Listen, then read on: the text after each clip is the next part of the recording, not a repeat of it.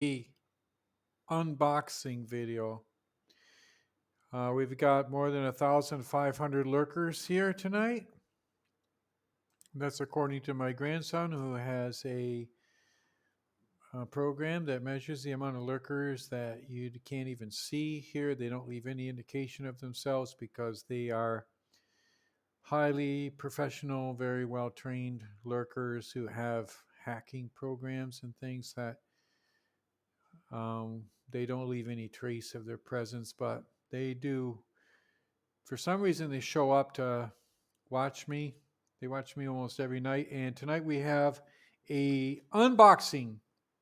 If you watched my last video, you will see that we are going to show the anti-Hikaru device. After I won the last game, you might want to check out that video. Um, the word nemesis came up, and it reminded me of this anti-Hikaru device. It just came today. Okay, this is the unboxing because it's still in the box. There was actually a larger box that's over there, and this was in the box too. Okay, we're going to unbox these things, and this is the first thing we will unbox. Actually, we're just taking it out of the cellophane wrapper, and if we open that up, we will see what's inside. Oh my God, it's empty. I got ripped off or what? Oh, that's the hard case. That's a $32 value, and you get it for free if you pay $250 for what's in this box. At the Muse site, go to Muse and you can get this. Okay, so I'm going to open this box. Okay, you can see it right there. And in my camera, I have to move left to go right and right to go left, so it's a little bit complicated, but here they are, two little things inside there. And you know what this is? It can measure what's inside your cranium, inside your brain. It measures your neurological activity. I'm going to figure out how to work this out. You have to take them out of the boxes, and that's the third step. And then you connect them to your cell phone. And I'm going to figure out some way to project that during my Twitch streaming. And with this, I predict by going inside my brain and understanding all the waves and everything that's happening inside there, I really predict, and you think I believe I can beat Hikaru using this device? You think I really believe that? I don't believe that. I don't believe that. But there's a possibility, and we'll see. That's the anti-Hikaru device, and I'm going to start using that. Don't miss that. It's going to be coming up probably tomorrow. So without any more ado, let's go over to the Lichess because my lurkers have shown up by now. They've been tweeting, they've been going on Facebook, they've been over at the just chatting section because they don't like to waste time. And now they're here because they know I'm starting. So that's the black king, that's the white king. Click there for Lady Karma. And we have, guess what we have? We have black. And that means we're going to play that pawn up. I'm going to try to give you a good game here. You know, we're doing this unboxing video. So we're going to put the question to that bishop right away. If he takes this, it won't screw up our pawn structure too much. I think the best thing to do, why not just move that thing out there? Yeah, I think we're going to be okay. I think we're going to be okay with this. I really think we're going to be fine. And I'm saying that with a lot of faith. I have no idea how the book is supposed to be on this opening, but we might have a new game on the board here, actually. I kind of think we do. I don't think anyone's ever done this before. And we're only four or 5 moves into the opening. That was supposed to be a queen spawn opening, but you can see he's taking a lot of time thinking. Now, the question is, should I take with the pawn or the queen? Big question. What looks best? What looks best? What looks best? I like with the pawn. I kind of think with the pawn I'm going to do okay because I want to oppose the advance of that pawn. And now I want to move this knight out here because I want to oppose a problem there. He can win a pawn, actually. But this is a kind of a gambit. I'm going to move here so they can't win that pawn anymore. That pawn was kind of like free for him to take, but he kind of missed out. And I was playing a gambit there, but I guess it's not going to be a gambit anymore. It sounds a little bit like Dorothy in The Wizard of Oz. Remember when she said, I don't think this is Kansas anymore. I'm going to castle. Why should I waste any time? Let's get the king out of the center and see what's going to happen. Let the chips fall as they may later, as they say. Oh, I like that queen there. I think we should just go ahead and attack that queen. Should I move him here or here? If I moved him up here, you know, this is a fast game and I didn't really calculate what was going to happen with that queen. Going to bring already over there and attack that queen. The queen might come to this side attacking this pawn, but if she does, I can bring this queen here and then up to here. I actually only have one queen, but I think I'm going to bring the queen up to there and up to there because I got to be careful about this bishop coming into here and getting on the diagonal. My queen and my rook, but I don't think he's going to have time to do that because to protect that bishop, he would have to... Well, he could bring it up right now. Yeah, and he did. I'm going to have to bring this rook over. I don't want to bring him over here. It'd be useless there. I'm going to bring him over here in the center.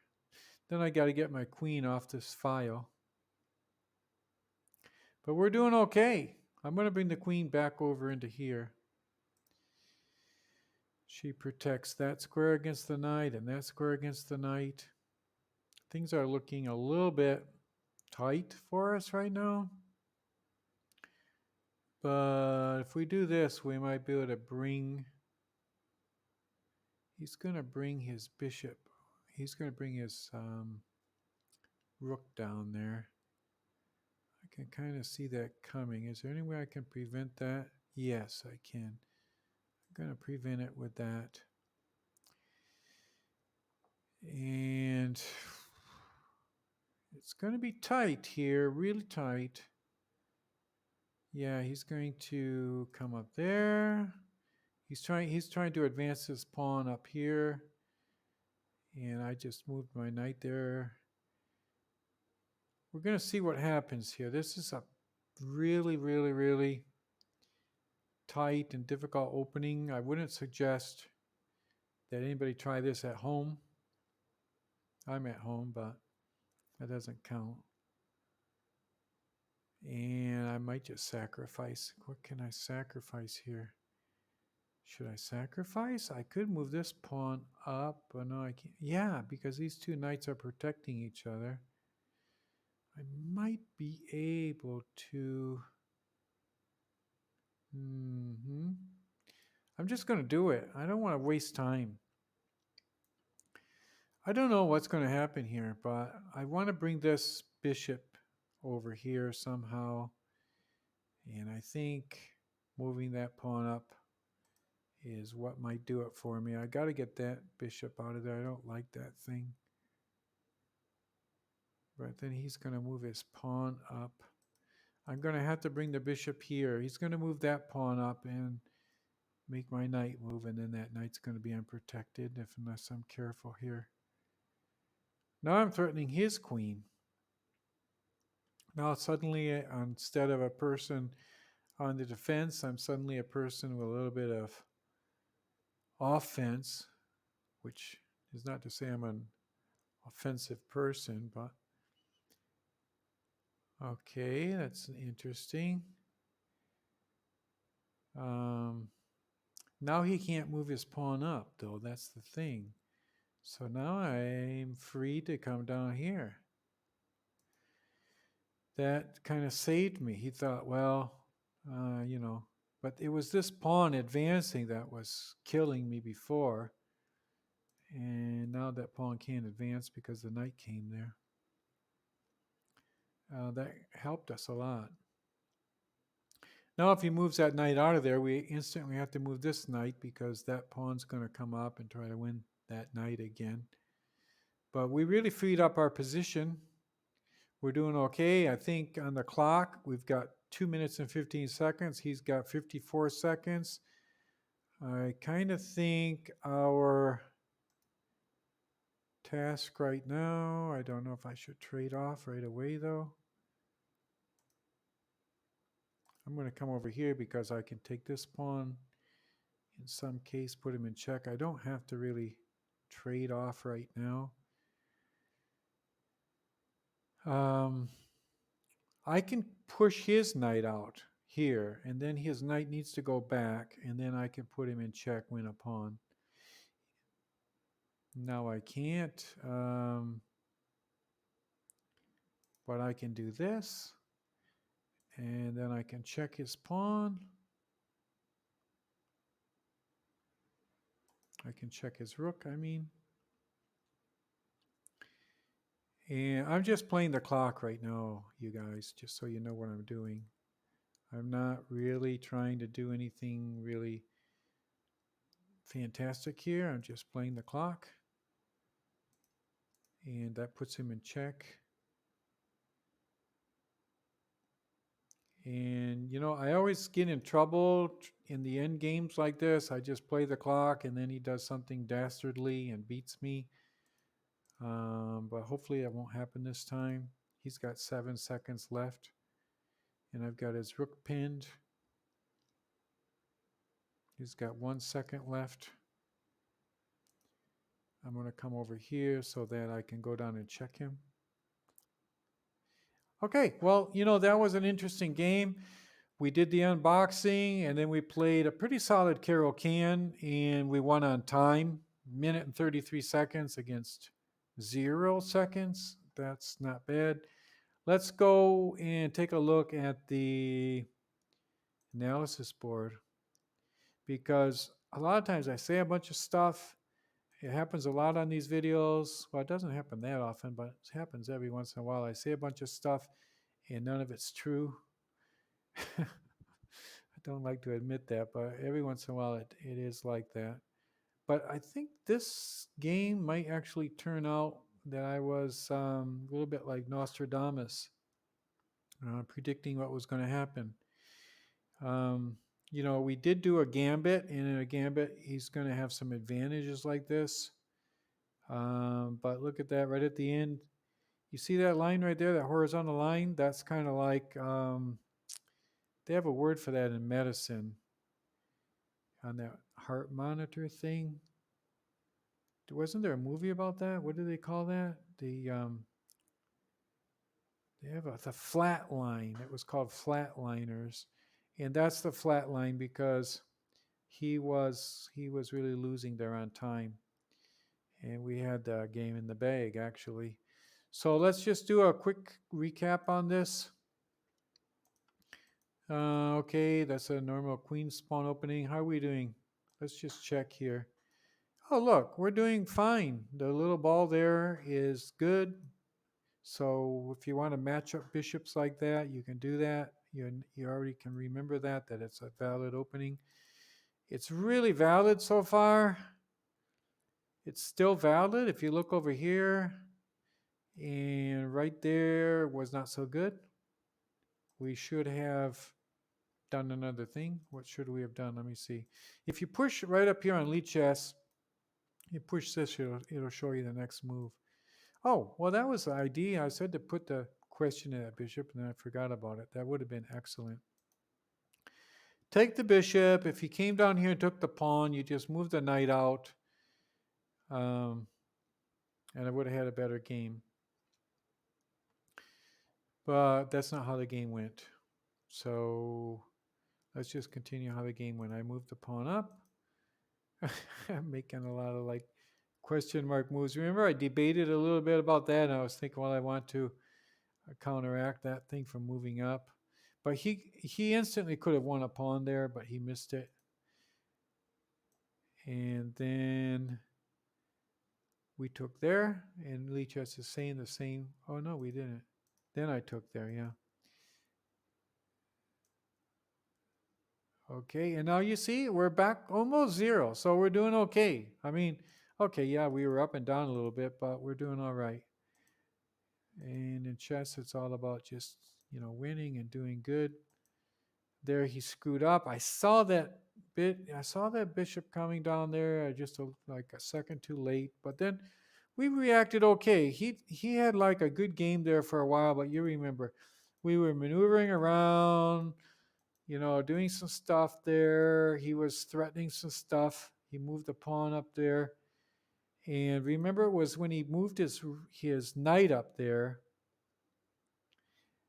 right there, that we screwed up again. According to the Lichess, it went way up there. But you were just having fun.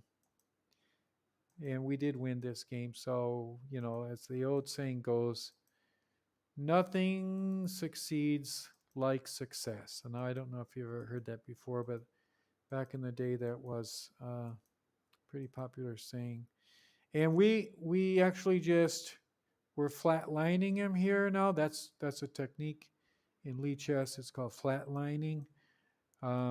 If you look up here at the clock, there's like a little number there. He has a minuscule number of seconds, and we have a really copious chronomatic amount down here. Did I use the right word? Is that chronomatic? No, chronometer, right? Chronometric, I should have said chronometric. Chronomatic would probably be related with color somehow. But anyway, we have a chronomenet. I'm not going to try to say that anymore. And he took there, and we were just playing the clock here. That's it. Okay, so we did the unboxing and we won a game. Hope you enjoyed it, and we'll see you next time for another StineItch instructional video. Bye-bye.